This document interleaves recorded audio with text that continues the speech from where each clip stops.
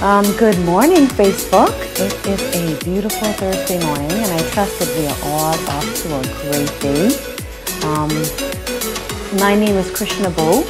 I'm a local author here on the island. I'm a mother of 3, a wife of 23 years, and I believe that God has mandated me to share my personal experience so that others can be helped, so that many of you out there would not feel that you are alone, and so that we can just lift one another up in times of trouble and distress. And this morning, this is our second episode of the show that we've launched called Real Talk. Okay, and what we're doing is we are concentrating our focus on mental and emotional wellness, a subject that has been so taboo for so long, but we're changing that. We're starting the conversation, and I know that there are many of you out there like myself who battle and many who've conquered emotional or mental conditions. So it's no longer in the shadows, and this show seeks to empower us and to give us knowledge and to allow us no longer to be ignorant, but to realize what it is that's happening with us and how we can really get through it. Now, last week on the show, which was our pilot episode, we spoke about how do you know if you're going through. So I had 2 of my very special friends with me, and we gave you our personal experiences. I shared what I've been dealing with for the last 2.5 years. I have a sister that went through something similar 20 years ago, and I also have another sister that suffered with anxiety for 20 years. So we shared our personal experiences. It was really, really a great show because we laid it out on the table.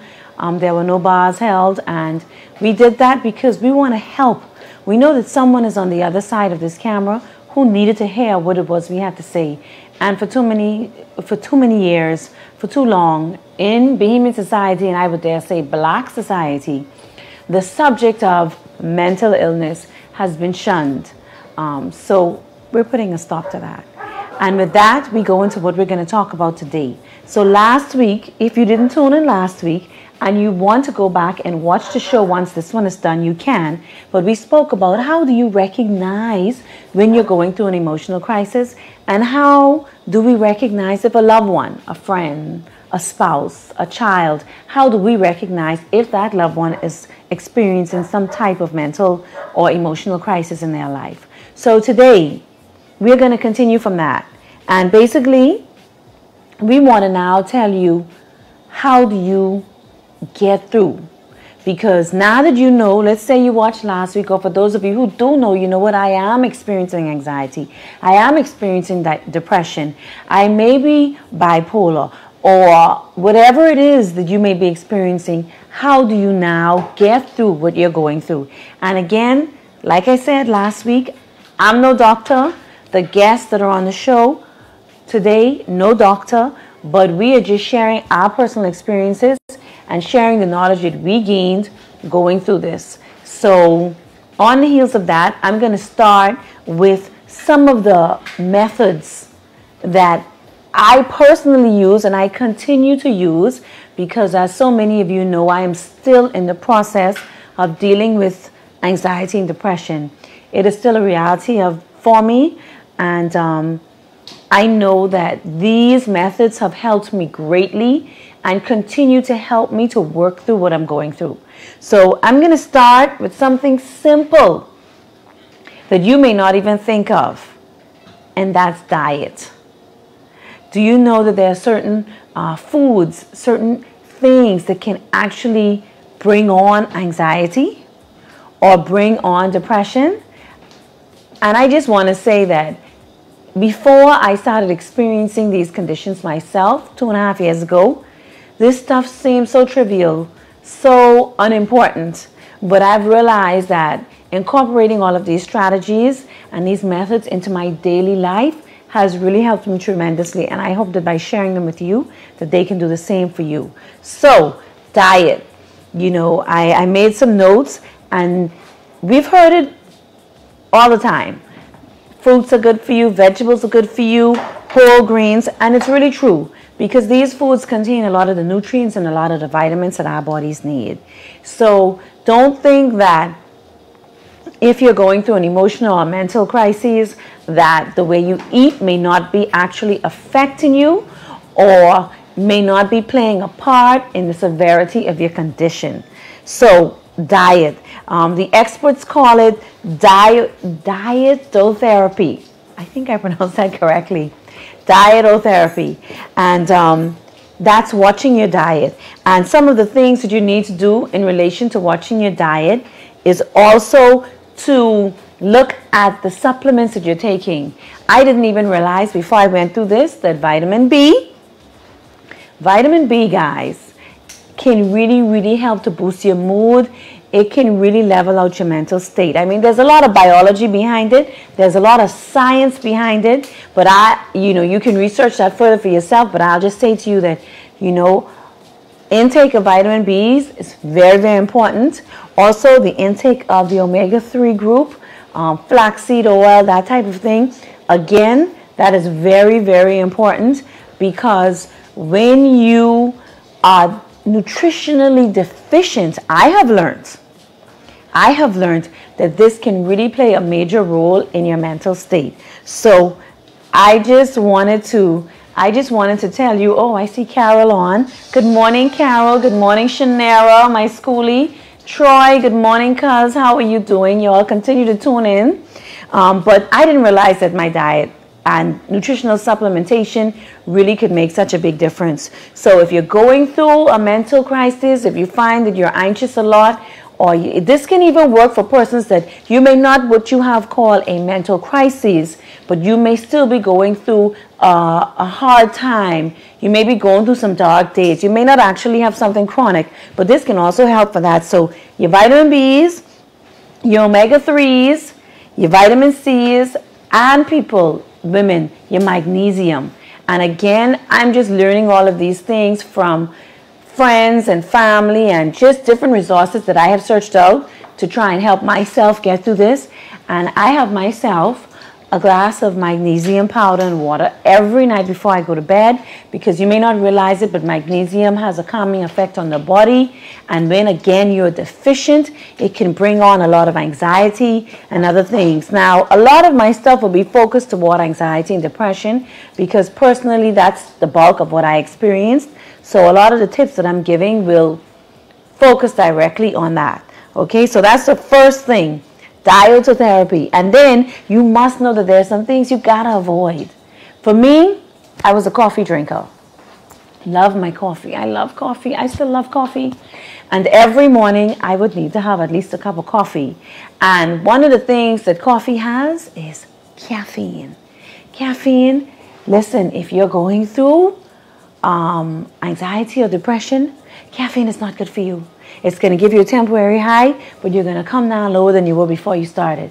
Caffeine is anxiety's enemy. Caffeine is depression's enemy. Again, this is something that I had to learn, and I had to make the sacrifice to get off of the coffee and find other alternatives. Even some of the teas, you have to be careful, also contain caffeine. I think the green tea has caffeine, and you have colas. Coke has a lot of caffeine. So watch your caffeine intake. That is something that if you are going through, you should not be putting into your body, because it's not going to make your situation any better. In fact, some of us know if we drink coffee, we get literally, there's some of us that literally, I mean, it didn't happen to me, but some people get very jittery. It gets your heart racing. So stay away from the caffeine. And stay away from any of the teas that actually have caffeine in it, or the Coca-Colas or whatever. And then you also have stuff that you can substitute it with. So if you really like something hot in your tummy in the mornings, like I do, because I grew up with old people, and I always feel like I need to have something hot in my stomach in the mornings, do some other teas. Ginger tea is really good. Chamomile tea, passion flower. In fact, chamomile tea is also calming. Persons have reported that having a cup of chamomile tea before they go to bed in the morning greatly helps them. So just be careful of what you're eating. Be careful of not having enough nutrition. So if you need to supplement with vitamins, you need to do it. And even with the supplementation of the vitamins, you have to be careful that you're taking all natural vitamins, because honestly, people, and this is all I've learned, there's a lot of junk on the market. So I just wanted to put that in there. That's one of the first things that I did. Eliminated caffeine, beefed up on my vitamin supplementation, and then I'm not going to say I'm eating totally healthy, but I try to avoid as much junk as possible. I didn't say I avoid it altogether, because I like French fries, but I try to keep it at a moderate level. So that's the first thing that I wanted to mention, because it's so obvious, but yet it's not, right? And I'm going to go into another area now, another method that you can use to help you get through. And that method, which I have found above all other methods, I must tell you, is spiritual reinforcement. And for that, I'm actually going to have one of my guests join me to tell you some of the things that she did to really reinforce herself spiritually. Because, you know, we are a physical man, but we are a spirit man. And I would venture to say we are a spirit man first.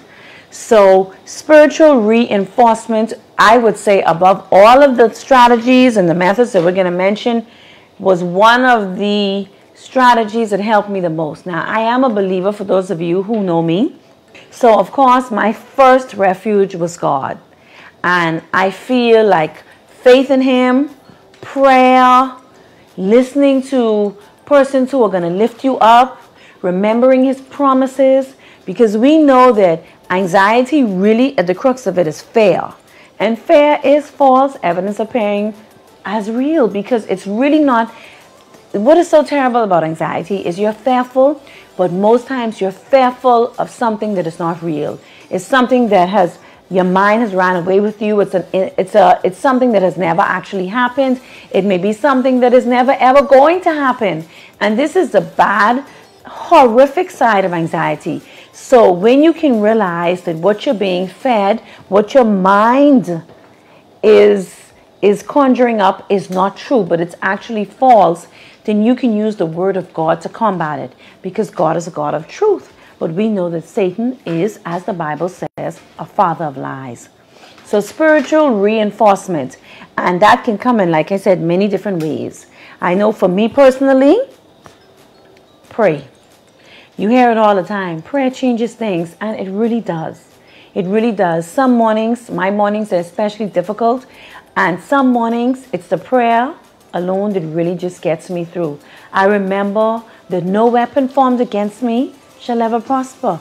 I remember that as a believer, all things work together for good for those that love the Lord, and I love the Lord. So whatever it is I'm going through today, Lord knows that this is going to come together for my good.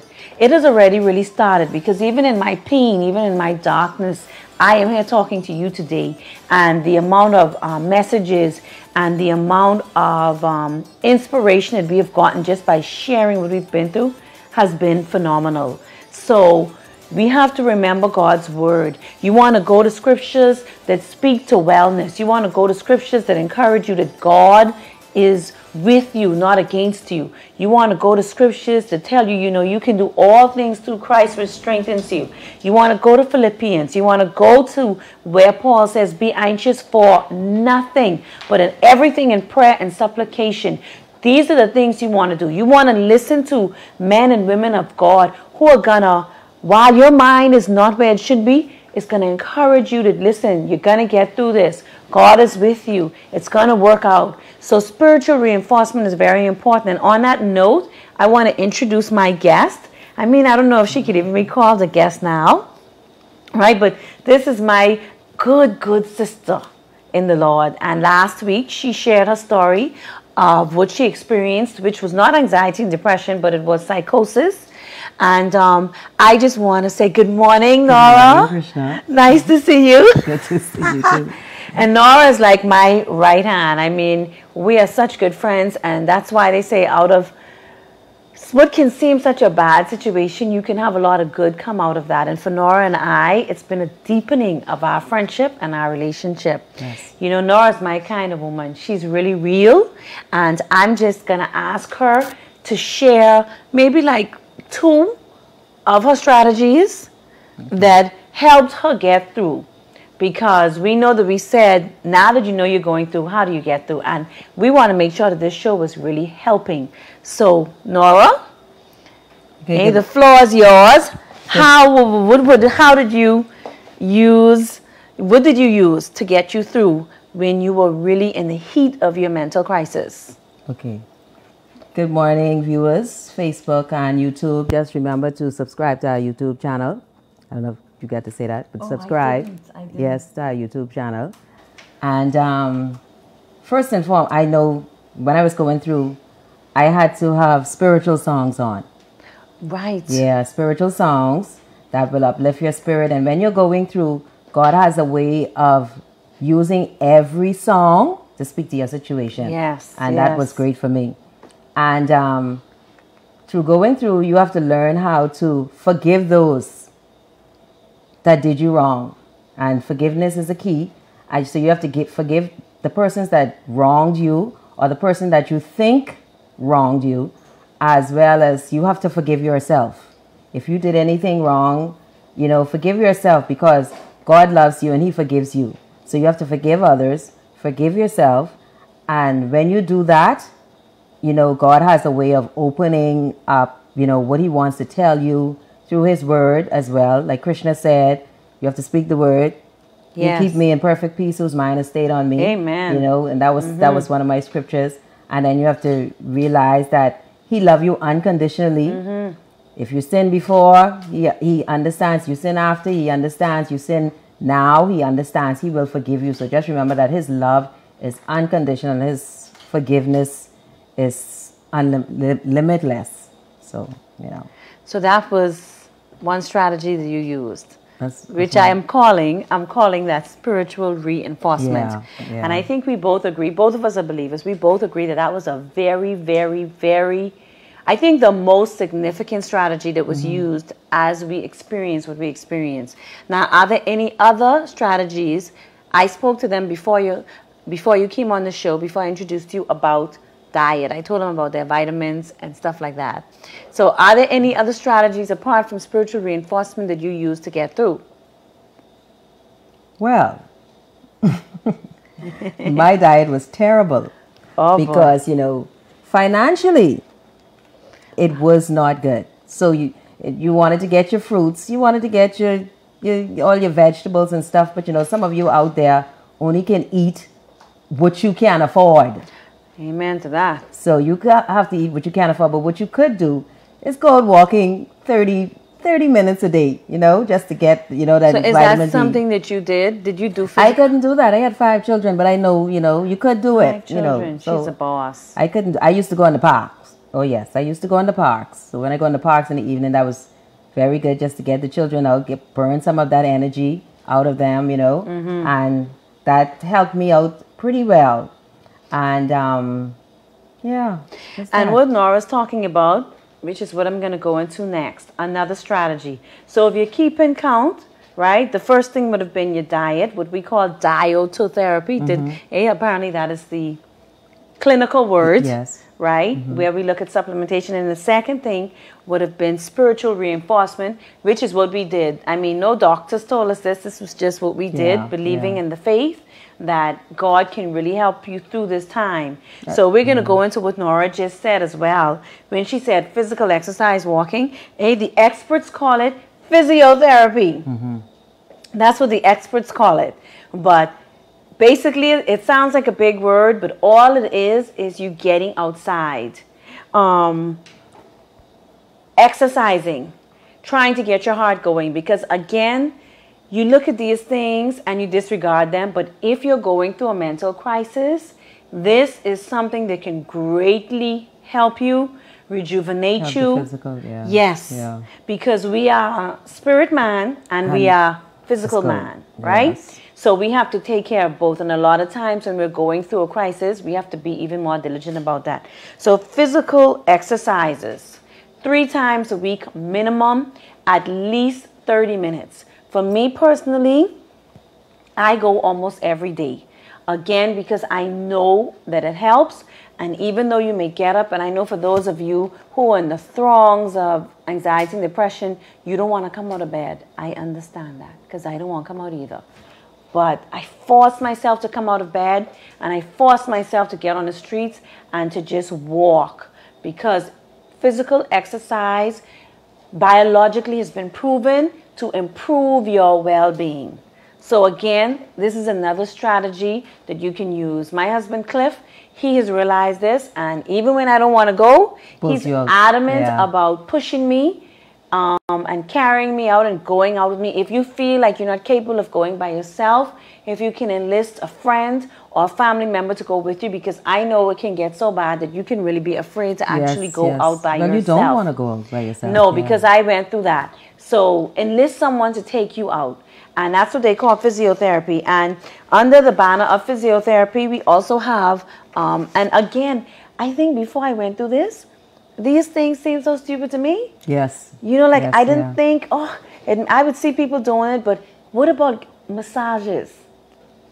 Okay, that sounds like, that's just something the elite do, or it's just, if you want slackness, like we call it, that's something you're going to do. Yes. But getting a massage, or even if you can actually massage yourself, massaging your neck, doing neck exercises, believe it or not, it can help to bring a sense of calm and peace to you. Since I started going through, I started doing a lot of yoga exercises with a fellow sister of mine, and it really does help, because it improves your circulation and it improves your mental well-being.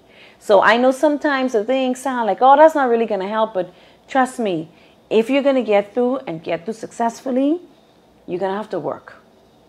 You're going to have to work at it. It's not going to be easy. I'm not saying it's a fight. You're in a fight. You're fighting for your sanity. You're fighting for your well-being. So you can't toss aside stuff like, if you can get a massage, go and get a massage. Or if somebody can massage you, if your spouse can give you a massage, get a massage, because it relaxes the body, it releases tension, and these are the things you need to encourage if you're going through. Okay? And in line with the physiotherapy, we also have something called, and I was surprised, because child, I didn't know it had a name, but a heliotherapy. Helio. Heliotherapy. And apparently heliotherapy is sunlight. People, believe it or not, and it's amazing how it comes back to God, right? Yes. He created sunlight it. Is what you need to get sufficient vitamin D into your system. Okay? And by getting sufficient vitamin D, again, you're able now to not be nutritionally deficient in that area. Not only that, the rays of the sun and the brightness, it actually helps to make you feel better. I know this stuff sounds really out there, but again, it's true, because, okay, this is what you call non-techie persons. So she's trying to put it on Facebook. But anyway, like I was saying, heliotherapy, which is sunlight. You need to get out. You need to look at the sun. You may think that it doesn't help, but think about it sometimes. Because I go on the beach all the time. And when you go on the beach, or when you get out in the sun, all of a sudden when you come back home, you realize, you know what, I feel a little better. Good, I feel, and for those who are not actually having a mental crisis, you feel great. Because these tips are good for all of us, and just for general well-being, really. Anybody can use them, and it's a good idea for all of us to use them, even if we're not having a mental crisis. But I just wanted to, because we're concentrating on mental wellness, I didn't want us to just be another show that just talks about stuff and provides you with no solutions. And people, these are real solutions, because we use them. Okay? There's also something that they call hydrotherapy. Explain that. Hydrotherapy. A nice bath.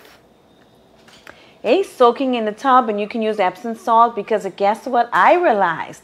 Epsom salt contains magnesium.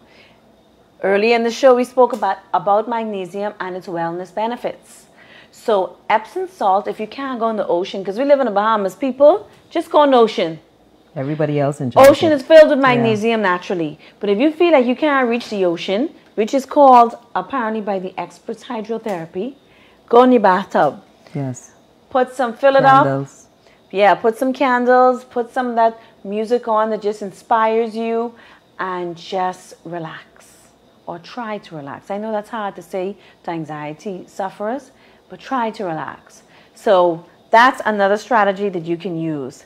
We're winding down because the time goes so quickly when we're talking. But as well as have a good friend, have a friend who can encourage you. And how could I forget that? Yeah, that was supposed to be my first one.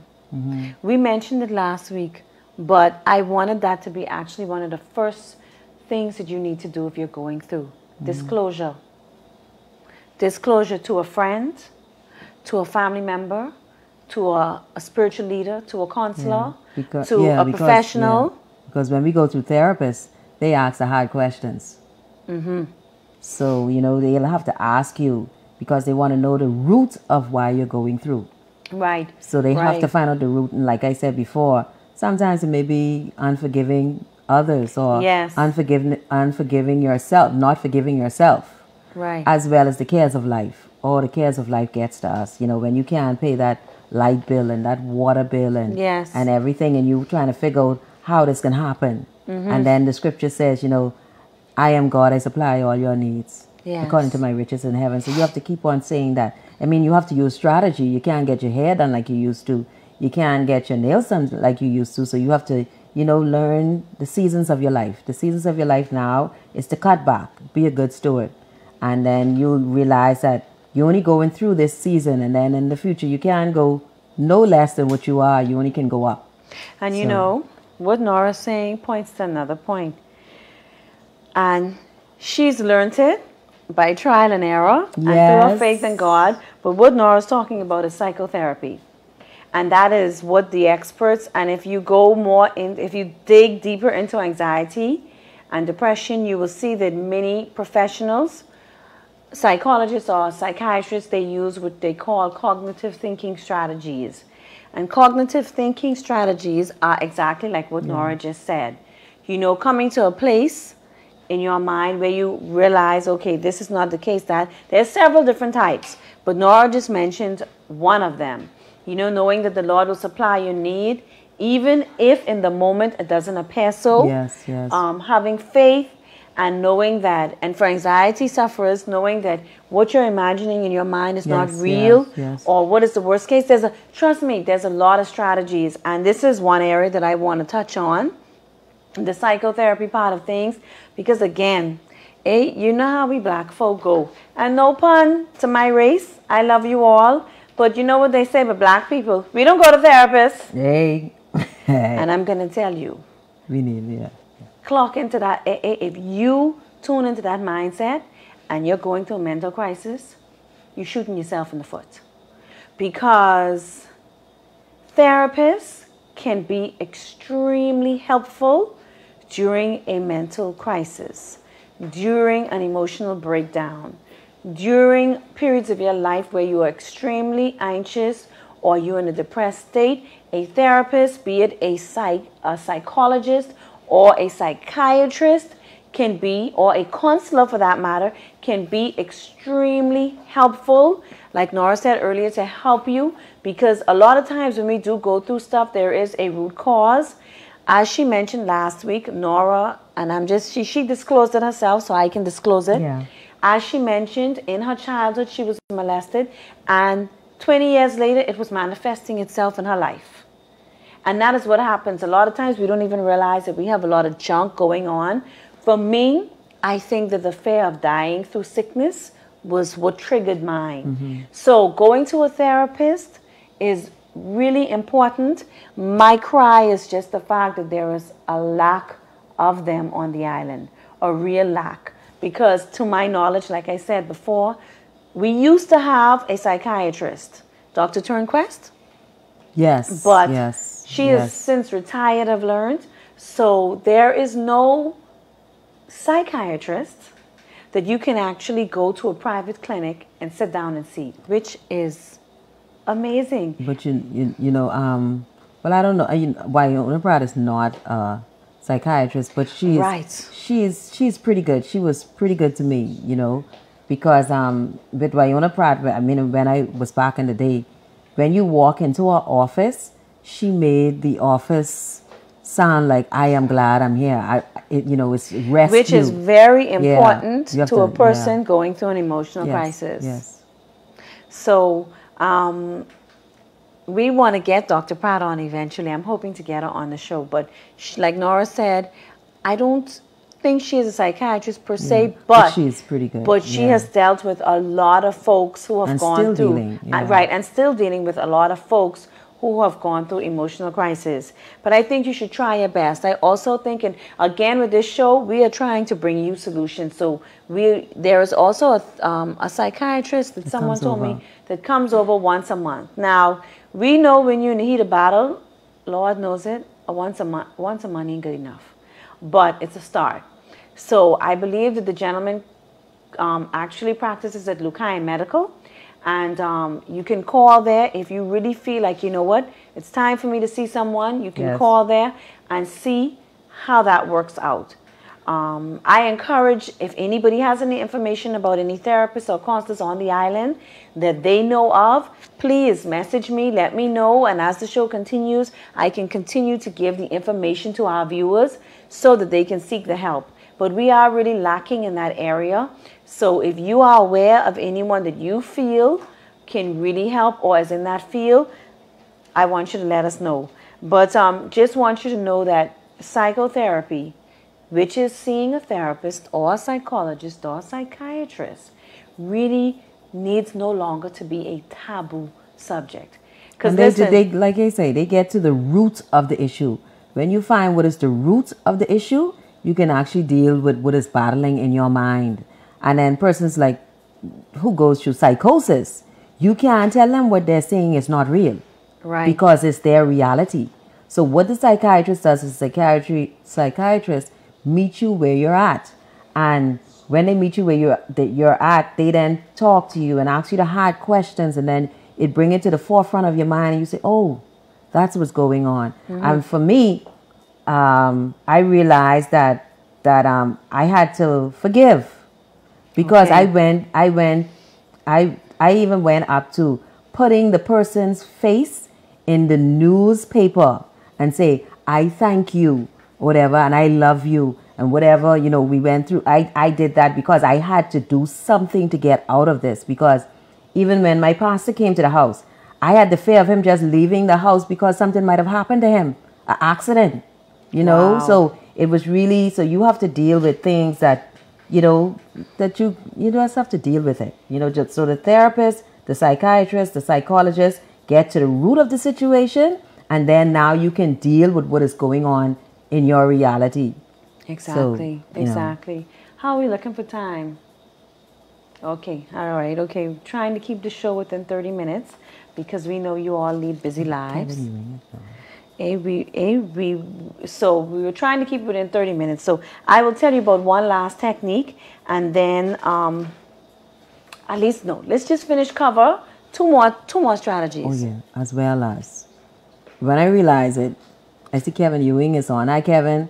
Hi, Kevin. And good friend. And just to Whitney. And just to reiterate some of the things that Kevin Ewing says.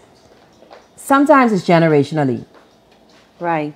Because when I was on Sandlands, the psychiatrist asked, do you have anybody in your family that goes through this? I said, no. Everybody has a calm mind and they're very good. My family, they're sensible. Right. But when I came out, and years after, I must tell that psychiatrist, my family, head bad. They crazy. I mean, I'll say that just like that. So generationally, you have to realize that if I have this in my generation, I need to know what I need to do now to stop it right then and there, because it could affect you. It could affect your children. So what I did was I nip it in the butt for me. For right? me, It I said it stops with stops right here. Yes. And that's where that generation stopped. It wouldn't go Right. to my children. Right. It wouldn't go, so I know for sure that now I realize that it's generational. That kind of way. And it's true, and that's not, sometimes you say it's the believer speaking, but I'm going to tell you, they actually did studies. Yes. They actually did studies, and we as parents, we have a lot to do with the fate of our children. And I think I forgot what it was I read, but they compared it. They compared a life of criminals. Oh, yeah. Like if your parent is a criminal, you find that the chances of the child being a criminal is higher. If your parent is a believer, the chances of the child being a believer is higher. So we do pass down traits to our children, and this has been proven. Not just, it's not just a spiritual thing. And I'm saying that because some of you may be watching and you may not be believers, and you may think that what we're saying is not accurate. But it has actually been proven with statistics and different things that they have done that family legacy, family history plays an important part when you look at the person that you are today. It's almost like a stallion, right? And with the stallions, it's all about bloodline. With the horses, when you buy a horse, it's all about bloodline. The price goes up. Listen, they want to know the bloodline of that horse before it's even purchased, before the horse has even proven itself. They want to know the bloodline of that horse because they realize that whatever the bloodline of that horse is going to affect the performance of the horse itself. And if the animals could teach you that, what about humans? Exactly. Mankind? Yeah. Exactly. So what Nora said was really, really important, and we need to be cognizant of that. Okay, that's not so. For those of you who are going through it, it may be a good idea to check your family history, to check out what's going on there. And if it is, like you say, if it is generationally, you find out how did they get to that point. You make sure you don't have no unforgiveness. You make sure you forgive yourself. You make sure you don't let the cares of life get to you. I wear everything loose now. Nothing gets to me. My husband always say, give Nora gas on her vehicle and she lives. Is true. It's scary. It's scary. It's true. And I mean, Nora doesn't let anything bother her. I pray for the day when I like to tell her, recklessly fearless. Yeah. Because the amount of fearlessness she have, I count that as reckless. But she has a true source. So I just want to mention 2 more strategies before we go off air, because again, we don't want to just come with, now that you recognize you're going through, how do you get through? Now this one, again, is very simple. And it's amazing how a lot of these things are so simple, but we still ignore them. When I was really, really in the heat of it, and I say in the heat of it because when I was in the heat of it, I could not sit in front of a camera. Even though I am still struggling, I am better. Yes. One of the things that was taught to me was what they call diaphragmatic breathing technique. That's what the experts call it. I can just say deep breaths. Yes, and that is, Nora's reminding me that is my husband's specialty, because when you get in a state of panic, especially for somebody who's having a panic attack or getting to the point where they're even hyperventilating, this can save your life. And what it basically is, and I'm going to show you, this is so simple, but yet so profound.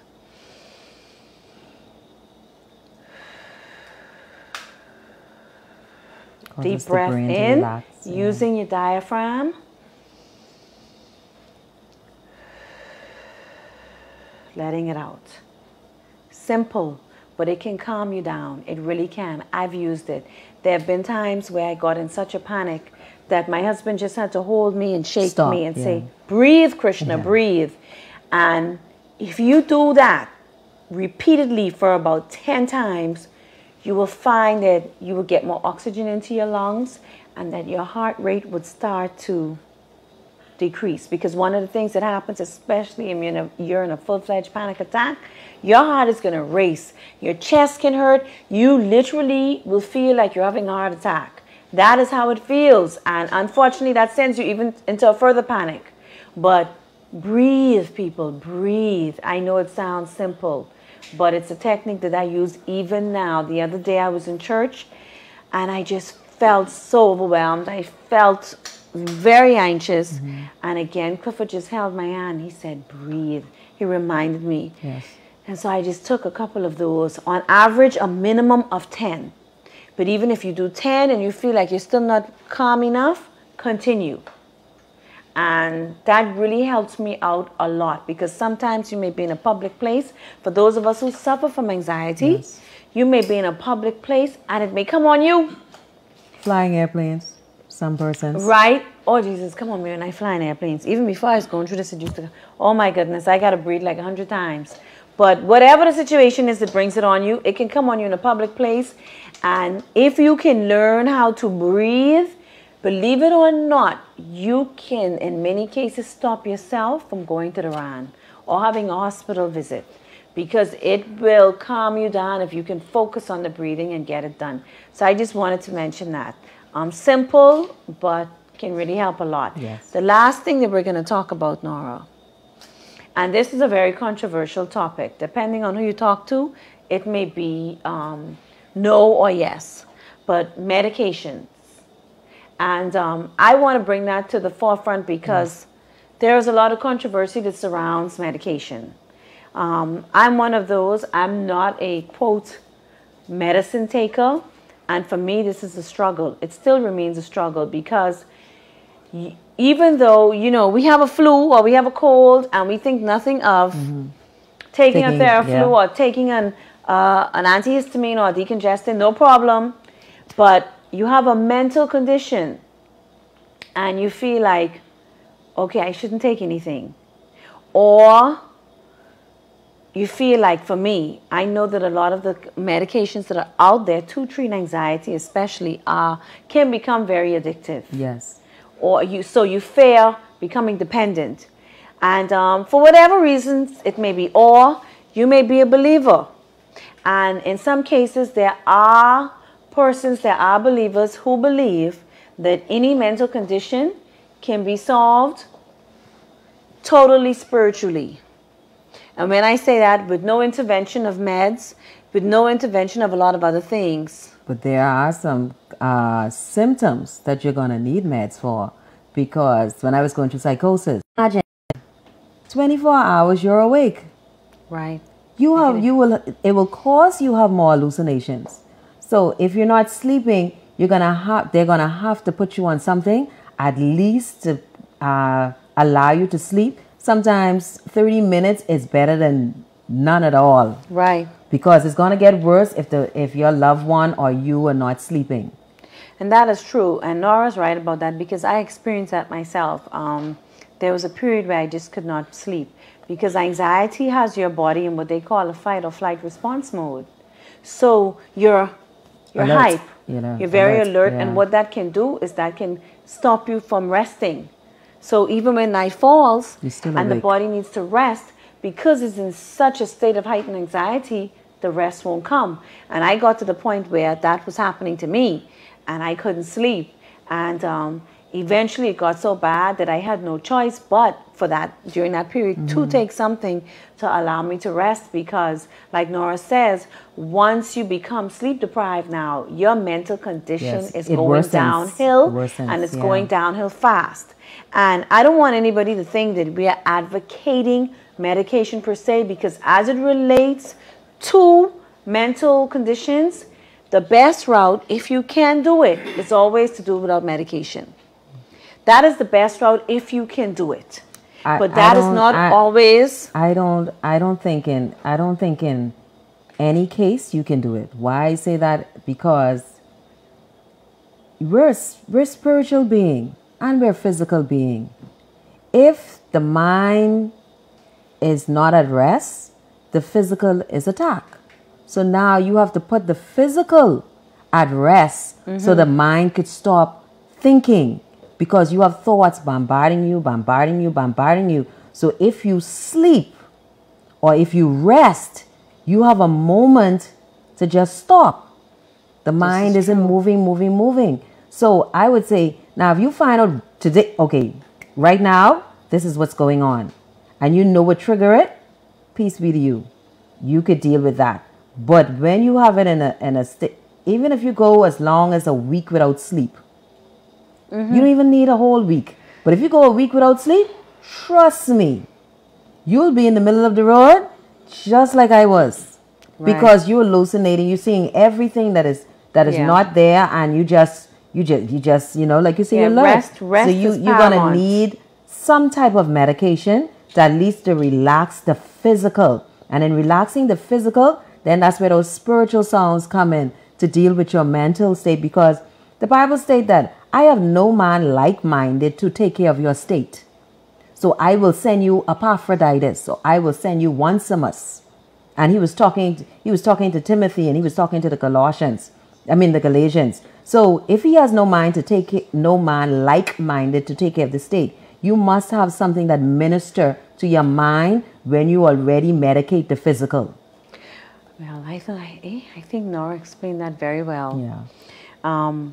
So for us, like I say, we're not saying, okay, if you're going through, go out there and start taking some stuff. No, you don't. It's very important if you're going through, again, that you see a therapist, and most times they can recommend what they think. Because one of the things that you would have to be careful of with medicating yourself during an emotional crisis, you do have to be cognizant of the fact that the drugs can become very dependent. So you would need to have them administered by a physician properly, so that dependency that can happen does not. And use it as prescribed. Exactly. And do not share your medication. Right. So you follow the directions of your doctor, and once you follow the directions of the doctor, most times the dependency will not occur. But sometimes, the doctor tell you take one, you take two. Yes. Okay, problem already start. So, things like that you have to be careful of. Even if someone else, if you're married and a spouse can hold you accountable, and let them keep your pills. But we're just saying that in some cases, medication is definitely something that has to be looked at. And I say that because going through my situation, as a believer especially, it was a fight for me. Because like I would tell Nora many times, why couldn't my faith get me through? Why is it that prayer, listening to the word, reading the word, why wasn't that enough? And I started to think of myself as a failure, because I felt that even though I was doing those things, I still needed additional help. But that was one of my hesitations with taking the medication, because I felt in my mind that I was a failure to God if I resorted to taking any type of medicine to help me with my condition. I am now working past that. I don't even want to say I'm fully there, but I'm working past it. And I realize that if it's something that has to be done, it has to be done. So I just want you to realize that depending upon your situation, you may have to resort to taking some type of medication for a certain period of time to get you through what you're going through. And for those persons who are religious, always remember Jesus was the great physician. Yes. But he still had a physician named Luke. Right. So if he choose the doctor as one of his apostles, why can't you choose a doctor?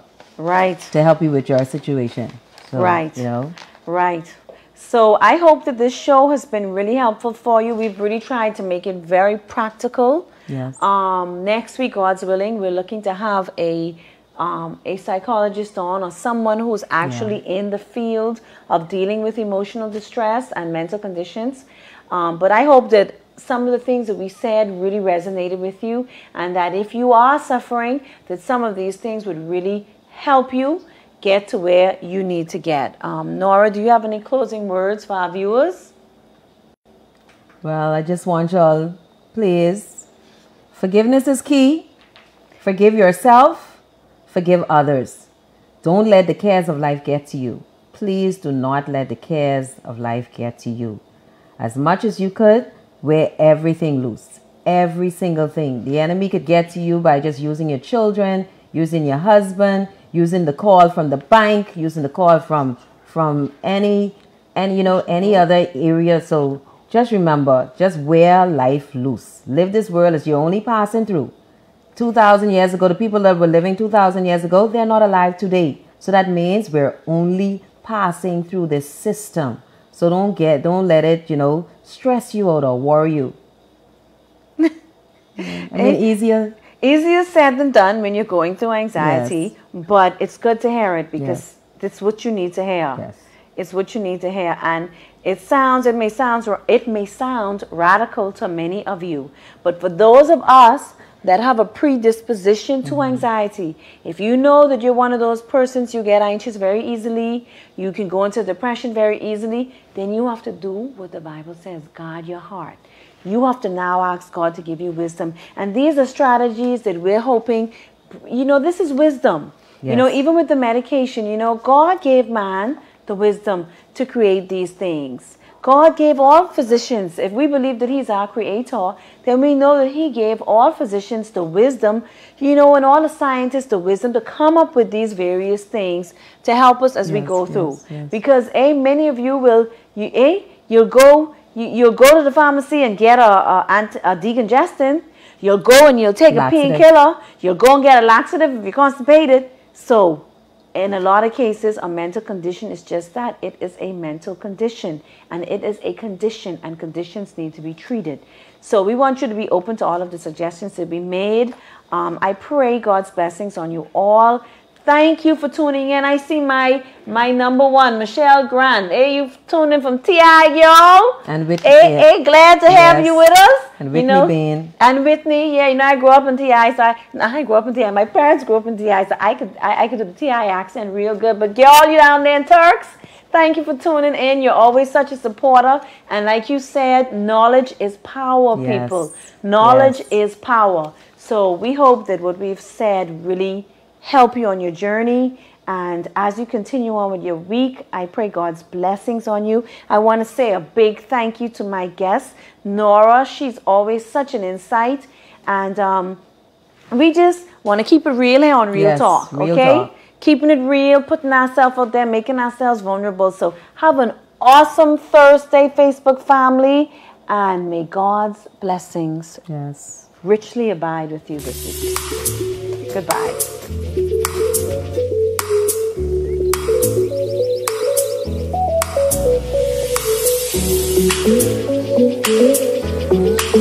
Thank you.